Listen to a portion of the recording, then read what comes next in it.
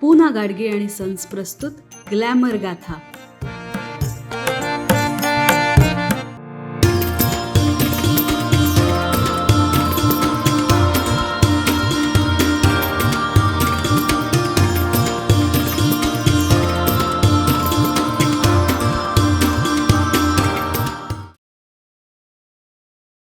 नमस्कार. ग्लॅमर गाथाच्या आजच्या या भागात मी मधुरा तुमच्या सगळ्यांचं स्वागत करते. तुम्हाला ही गोष्ट ऐकून आश्चर्य वाटेल की एका प्रसिद्ध मराठी अभिनेत्रीला तिच्या आईबाबांनी इतर पालकांसारखंच सांगितलं होतं की शिक्षण पूर्ण झाल्याशिवाय अभिनय वगैरे काहीही करायचं नाही. त्यामुळे आपल्या पालकांची आज्ञा मानून सकाळी कॉलेज, नंतर नोकरी आणि मग संध्याकाळी नाटकाची तालीम असा या अभिनेत्रीचा खडतर दिनक्रम सुरू झाला.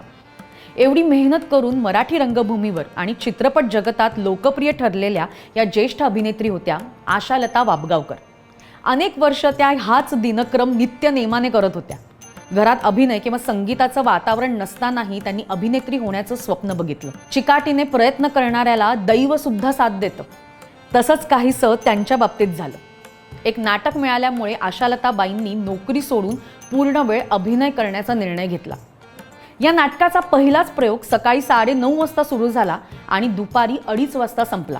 ते नाटक होतं संगीत मत्स्यगंधा. आणि याच नाटकातून आशालताबाईंनी मराठी रंगभूमीवर पदार्पण केलं. 2 जुलै 1941 रोजी आशालता वाबगावकर यांचा जन्म झाला. शालेय आणि महाविद्यालयीन शिक्षण त्यांनी मुंबईमध्ये पूर्ण केलं. संगीत मत्स्यगंधा नाटकानंतर त्यांनी कधी मागे वळून पाहिलंच नाही.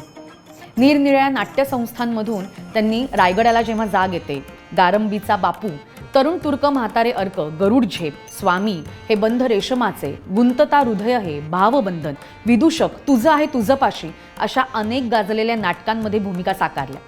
आशालताबाईंनी त्यांच्या रंगभूमीच्या कारकिर्दीत सगळ्या नाटकांचे मिळून जवळपास 5,000 प्रयोग केले.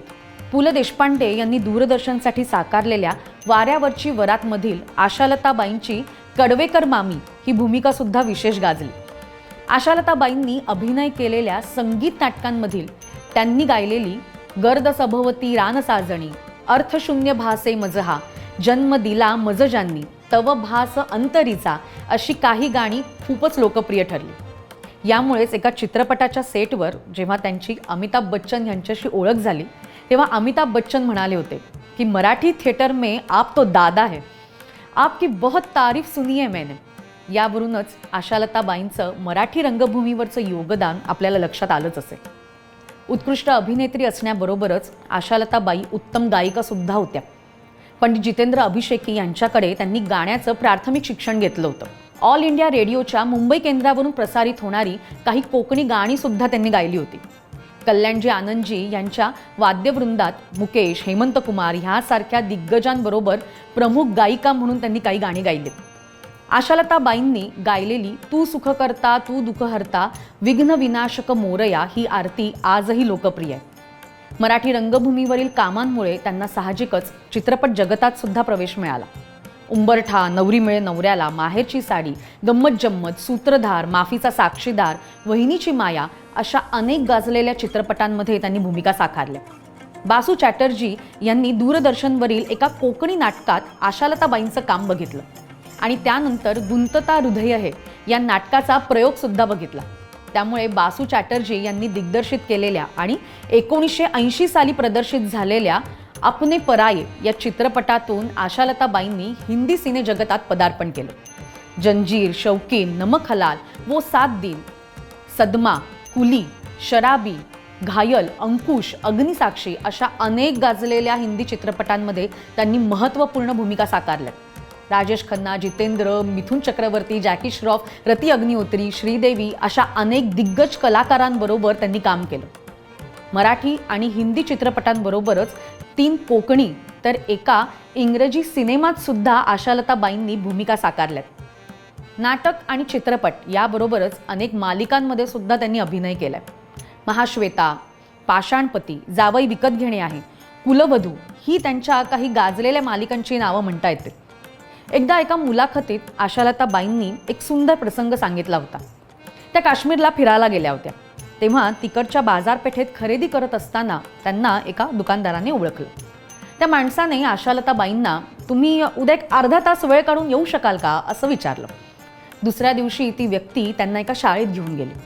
आशालताबाई शाळेत पोचल्यावर अंकुश या चित्रपटात त्यांच्यावर चित्रित झालेलं इतनी शक्ती हमे देना दाता हे गाणं सुरू झालं. त्या शाळेत हे गाणं रोज प्रार्थना म्हणून वाजवण्यात येत होतं. नंतर शाळेतल्या सगळ्या मुलांना ह्यांच्यावर ही प्रार्थना चित्रित झाली आहे अशी आशालताबाईंची ओळख करून देण्यात आली. गाण्याच्या काही ओळीसुद्धा आशालताबाईंनी मुलांसमोर सादर केल्या.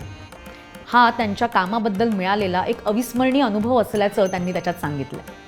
आशालताबाईंनी आपल्या 5 दशकांच्या कारकिर्दीत अनेक नाटकं तसेच 100पेक्षा जास्त मराठी आणि हिंदी चित्रपटात भूमिका साकारल्या.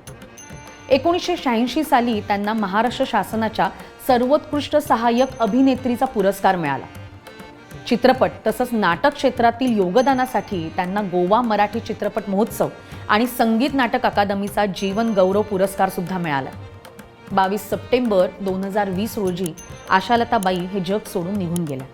पण त्यांनी साकारलेल्या भूमिका कायम रसिक प्रेक्षकांच्या मनात घर करून राहतील. त्यांच्या कुठल्या भूमिका तुम्हाला आवडतात आम्हाला कमेंट बॉक्समध्ये नक्की सांगा. लाईक करा आणि सबस्क्राईब करायला विसरू नका.